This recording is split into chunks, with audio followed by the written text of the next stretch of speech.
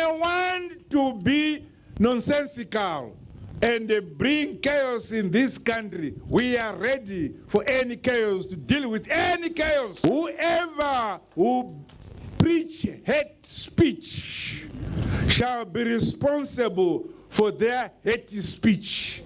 Our prisons are not full. We want peace. We want unity. Kutendai ndakamirira hurumende yedu yeZANU-PF. Ndiko kutendai semhuri yamunomutapa munyika yamutapa.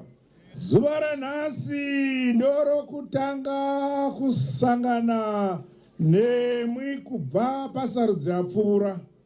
Saka ndokutendai nokuti pasarudza apa makaratidza kuda nhaka yenyu. Kune vakauya kuzoongorora anonzi maobserver missions. Tabasa ravakatumwa kuita. Asi kune maboka maviri akabva akaronga zvanga akaronga. Takavanyadzisa nokuti vakawana takabatana, vakawana tiri in peace. We were a peaceful country. We had a process of peace before, during, and after. Our process was also transparent and fair.